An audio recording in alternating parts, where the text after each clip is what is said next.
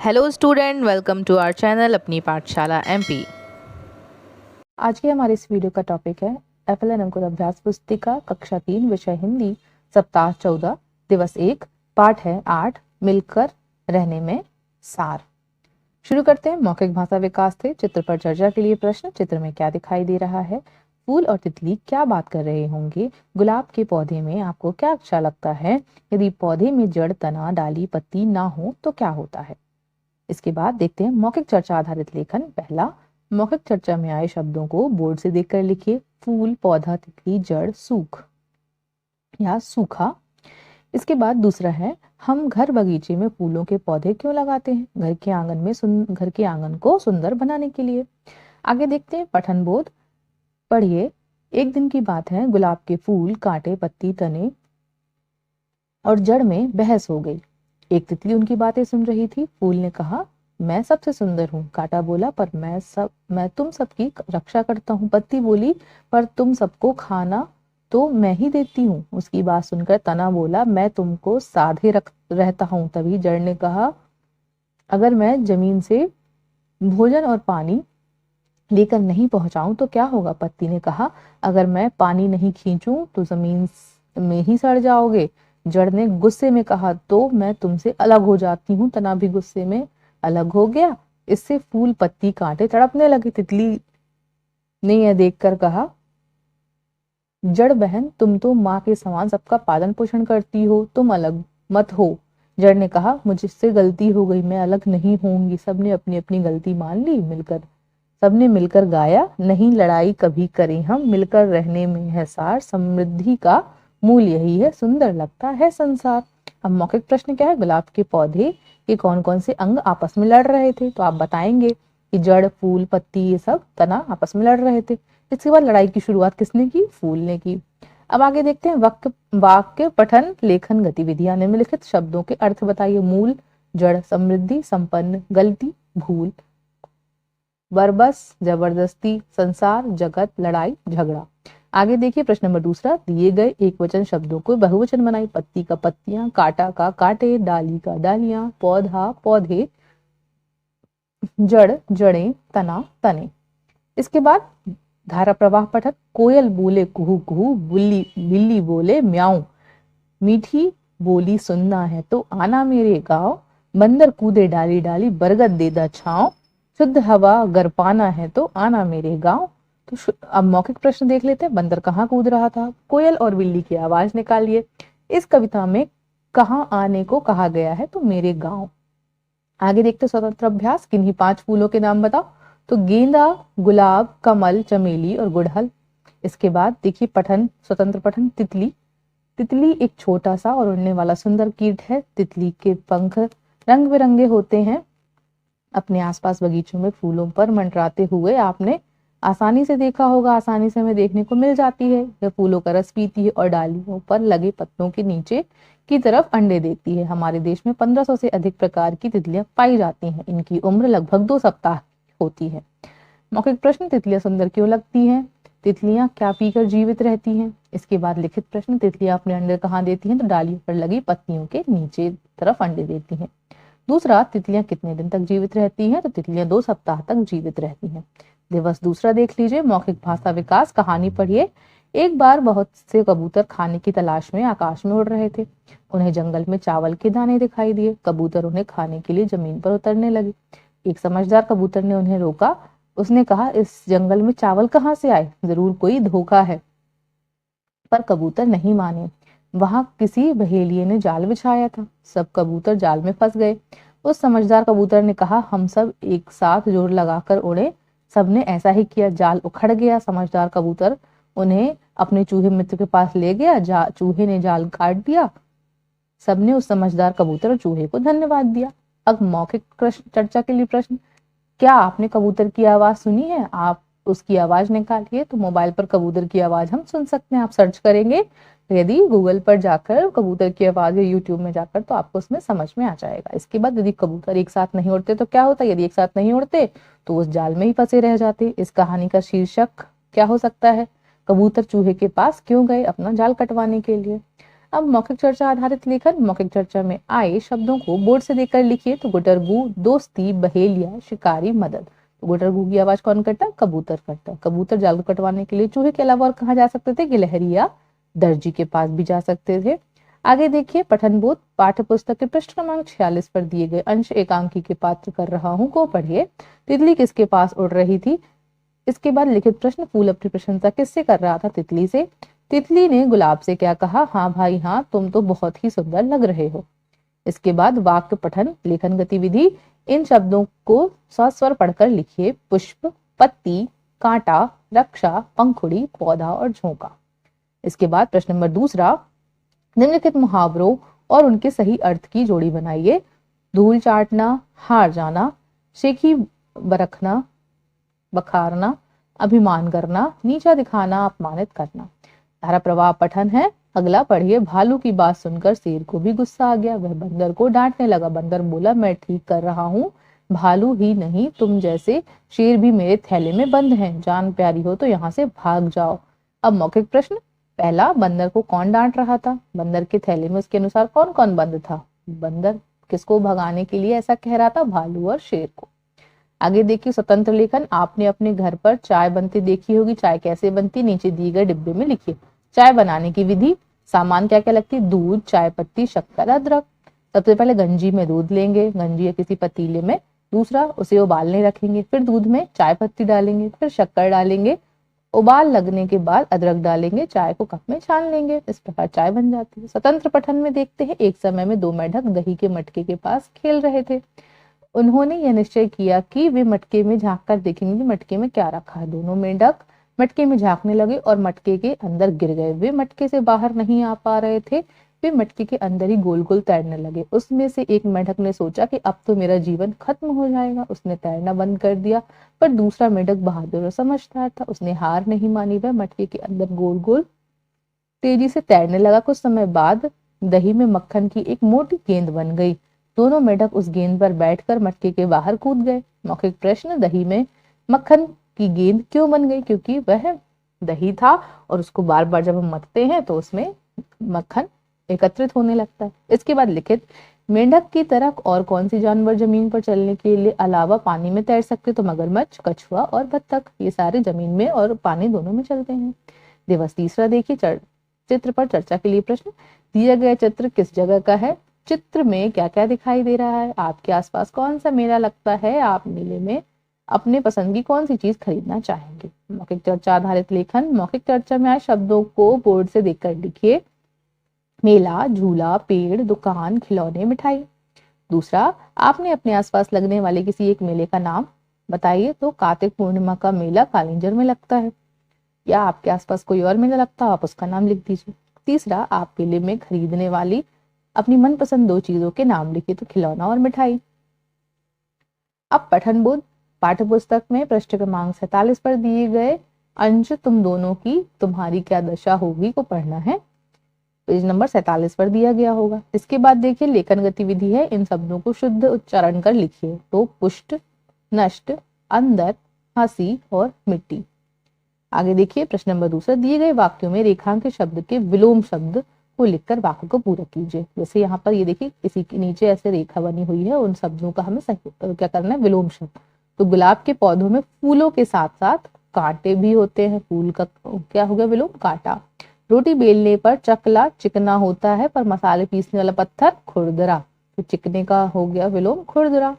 हमें अलग अलग नहीं साथ साथ मिलकर काम करना चाहिए। तो अलग अलग का विलोम हो गया साथ साथ।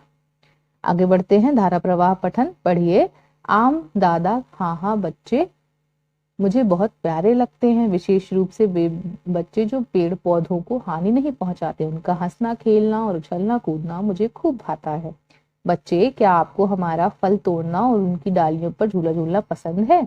मौखिक प्रश्न। यह संवाद बातचीत किसके बीच हो रहा है? तो आम दादा और बच्चों के बीच। आम दादा को विशेष रूप से कौन से बच्चे अच्छे लगते हैं? जो पेड़ पौधों को नुकसान नहीं पहुंचाते। लिखित प्रश्न। आम दादा को बच्चों को क्या कहना करना अच्छा लगता है? तो हंसना, खेलना और उछलना कूदना। स्वतंत्र अभ्यास। स्वतंत्र लेखन करना है। अपने मनपसंद या फूल के बारे में 2-3 वाक्य लिखिए। मेरा मनपसंद फूल गुलाब है, इसकी खुशबू और रंग अच्छे लगते हैं। इसके बाद स्वतंत्र पठन। पिंकी, कक्षा तीसरी में पढ़ने वाली पिंकी बहुत प्यारी लड़की है। एक दिन उसने अपनी किताब में रेलगाड़ी देखी। उसे अपनी रेल यात्रा याद आ गई जो उसने कुछ दिन पहले मम्मी पापा के साथ की थी।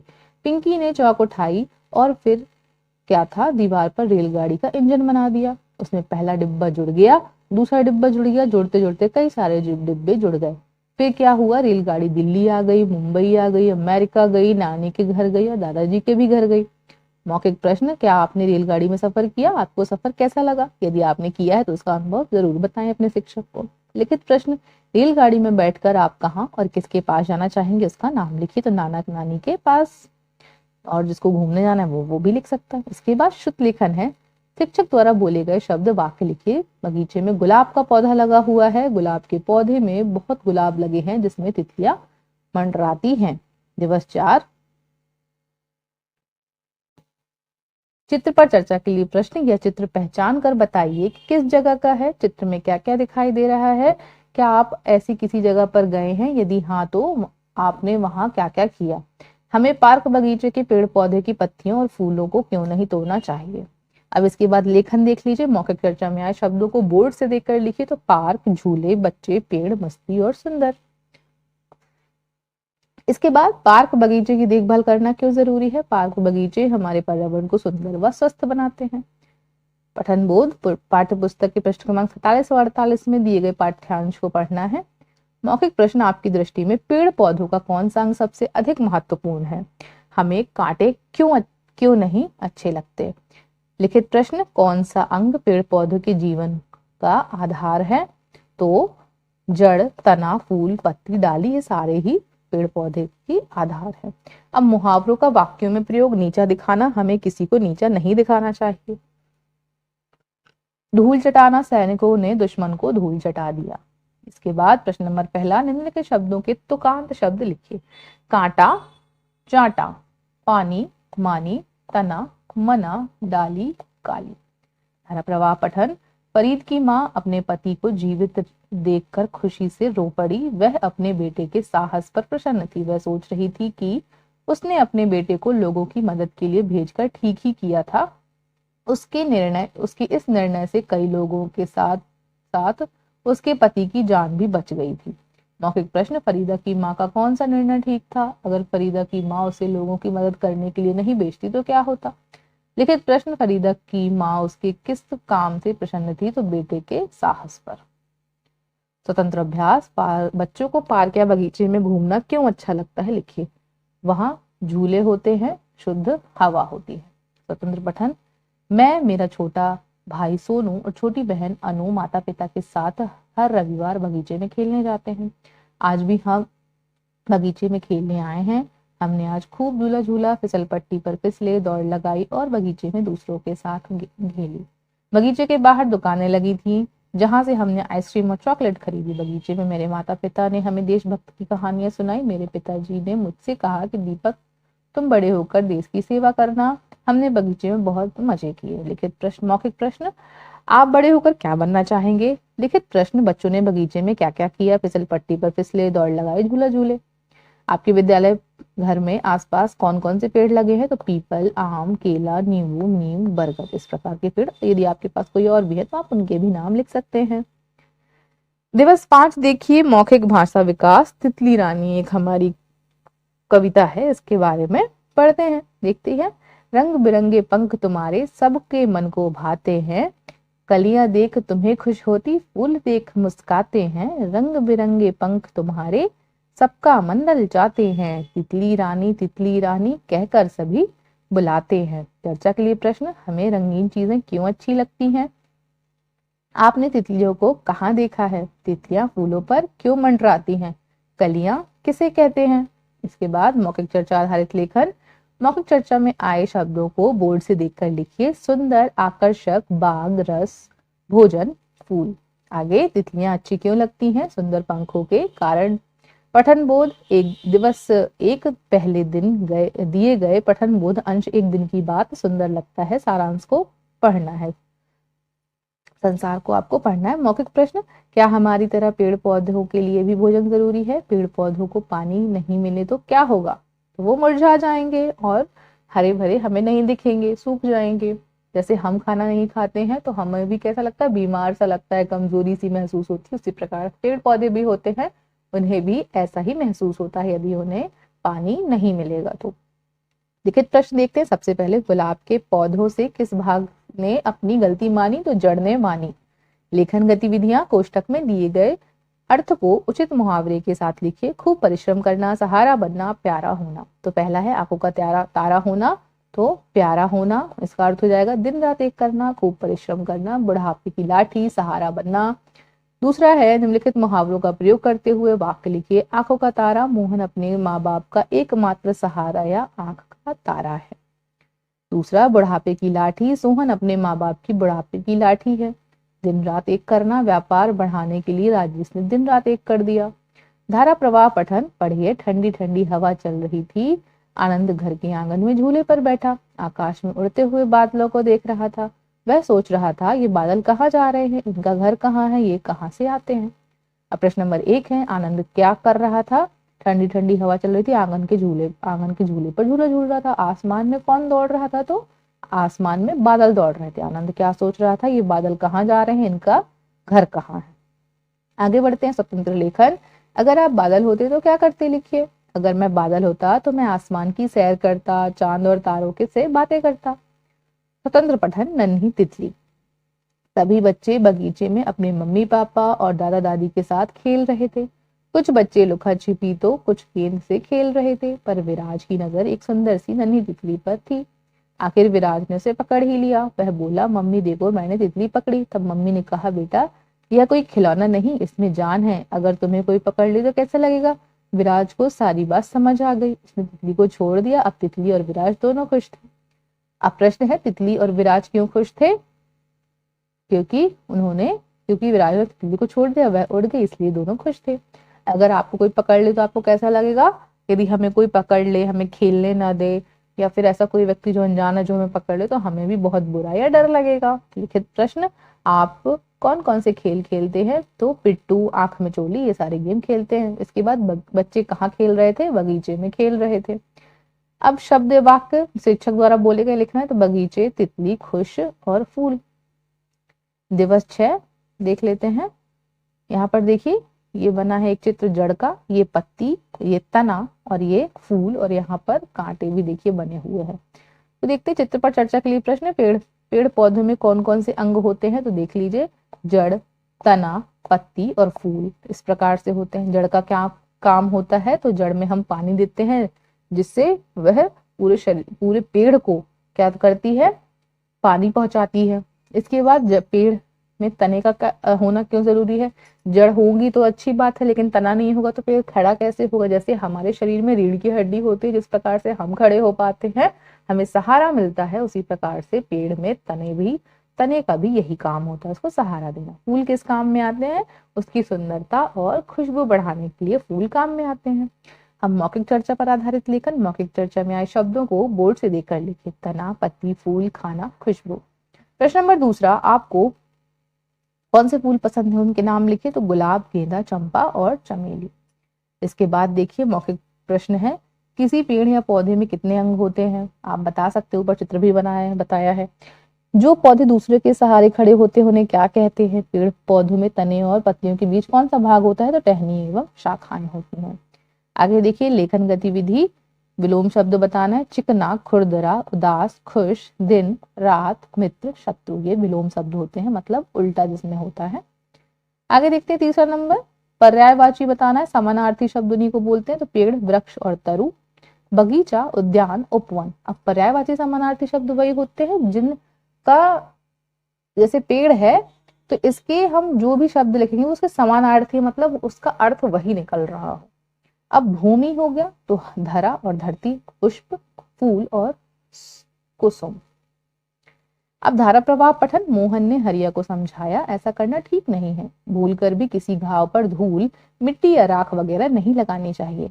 अगर सही मरहम या दवा ना मिले तो घाव को साफ कपड़े से बांध देना चाहिए। घाव को कभी खुला नहीं छोड़ना चाहिए। मौखिक प्रश्न, मोहन ने हरिया को कौन सी बात समझाई? कि राख और मिट्टी नहीं लगाना है। घाव को खुला छोड़ने से क्या हो सकता है? उसमें संक्रमण हो सकता है।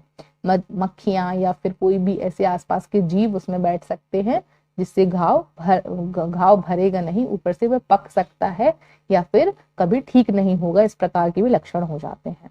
इसके बाद स्वतंत्र अभ्यास, आपके घर में भोजन कैसा बनता है? 2-3 वाक्य लिखिए। आग जलाते हैं, फिर गैस पर भोजन पकाते हैं। स्वतंत्र पठन, आम। आम को फलों का राजा कहा जाता है। यह हरा, पीला, नारंगी जैसे रंगों का होता है। आम की कई किस्में दशहरी, लंगड़ा, सफेद बाजार में देखने को मिलता है। आम से अचार, चटनी, मुरब्बा, शरबत आदि भी बनाते हैं। विश्व में सबसे ज्यादा आम हमारे देश में होते हैं। आम भारत का राष्ट्रीय फल है। फलों का राजा किस फल को कहा गया है? तो आम को कहा गया है। आम से क्या क्या बनता है? तो हमने देखा आम से क्या क्या बनता है। अचार, चटनी, मुरब्बा, शरबत। आपको आम के अलावा और कौन कौन से फल पसंद है? तो अनार, सेब, केला। अब शिक्षक द्वारा बोले गए वाक्य, तितली उड़ रही है, ठंडी हवा चल रही है, मैं सबसे सुंदर हूँ। इस प्रकार से हमने इस पाठ को और इस सप्ताह को यहीं पर समाप्त किया। Thanks for watching everyone. So I hope आपको ये वीडियो समझ आ गया होगा। इस प्रकार की वीडियो को देखने के लिए हमारे वीडियो को लाइक करें एंड शेयर करें, चैनल को सब्सक्राइब करें। Thank you everyone.